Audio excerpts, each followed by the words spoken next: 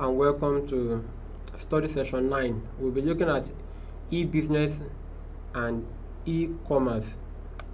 In this study session, we'll be looking at the definitions of these two concepts of e-business and e-commerce. We'll look at features of online businesses.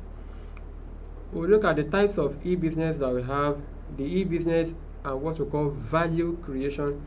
Then we'll go ahead to look at benefits of implementing e-commerce, as well as the drawbacks and problems in e-commerce implementation. E-commerce, e-business, electronic business can be defined as the use of internet to network and empower business processes. Using internet to network and empower business processes. Okay, electronic commerce, organizational communication and collaboration within a company and its customers, suppliers and other stakeholders. Using internet to network, empower business process, e-commerce, organizational communication and collaboration, okay, between a company and its employees, suppliers and other stakeholders. While e-commerce, that's the definition of e-business. The definition for e-commerce is the use of computer network, primarily which is the internet, okay, to buy and sell products, services, information and communication. So in the case of e-business, it is about e-commerce plus other business processes and relationship communication between a business and its stakeholders. But e-commerce is limited to buying and selling using the computer network, that is internet, and then using it to share information. So in the case of e-business, it is both internal and external. External relates to the customers or consumers, while internal relates to the employees and other business processes, okay, production, marketing and what have you. Then e-commerce has to do with basically the outsiders, the customers. The distinction between them, okay, is a broader definition. E-business is a broader definition of e-commerce that includes not just buying and selling. Buying and selling is for e-commerce, but it's also servicing customers, collaborating with other business partners, conducting electronic transactions within the organization. So e-business is broader than e-commerce. Thank you very much. Features of online business. It is easy to set up, but again, there are no geographical boundaries. People in Nigeria can transact. If you want to withdraw money or transfer money from your bank, regardless of wherever you are, you can do. You can buy anything from China using the internet. On your phone, on the computer. Number 3, it is much cheaper than traditional businesses. In traditional business, you have to go and get physical shop, get employees, but because of technology, you don't need employees. You can do everything on your system.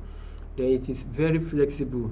People can work anytime, anywhere. People can sell and buy anytime, anywhere. The marketing strategies now cost less. You place advert everywhere, okay, rather than the traditional media. Online business receives subsidies from government in some cases, and there are a few security, and these are the problems with issues. These are the issues with online business. 1, there are no personal touch between a business and its customers. Then there can be security breach where somebody is buying and somebody in the process of buying, making payment online, somebody else may steal his information and use his credit card. Okay, these are some of the issues with online businesses. What are the types of e-business that we have? 1, we have B2B, business to business transactions. These are transactions that take place between two organizations. It is called business to business. Another one is what we call B2C, business to consumer. This involves those that sell products or services to consumer, okay, and this is the most common. When you buy from Jumia now, it is a business that is selling to you on Jumia. That's B2C. Number 3 is consumer to consumer. Okay, this has to do with selling product or service to another consumer. A consumer selling product to another consumer. It is a C2C, consumer to consumer transactions. Okay, and that is common in second-hand products. Somebody has used his car, using Gigi. Okay, so somebody wants to sell and somebody wants to buy. They will bring the person that is already using his car and the person wants to buy a second-hand car. Bring them together and then the transaction go on. Then the last one is consumer to business. This is a large number of individuals make their services available to businesses. I am a carpenter, I am using computer network. That is what we call consumer to business. Now the whole idea about e-business center around two things, and that is why e-business is growing. One, revenue enhancement. Through e-business there is growth in sales and price differentiation. People who already have physical business, store, shop where they sell, and eventually again went online to maybe Jumia or what have you, they confessed that they made more sales, because the internet now take them to a larger market. Why they were selling in a physical place before, only few people will be aware of their product, of their business, and will come there to patronize. Anybody from anywhere could patronize you on e-business. Then there is cost reduction. You reduce costs associated with employing so many sales persons, attendants will go if you are using e-business. What are the benefits of implementing e-commerce?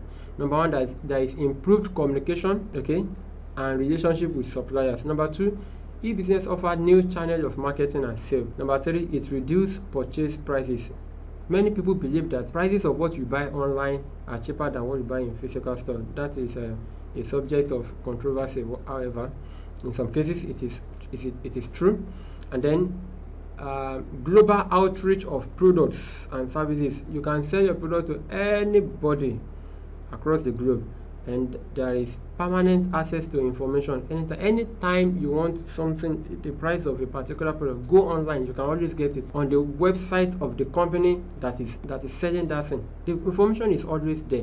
What are the problems in e-commerce? I already mentioned some of them. One is data security.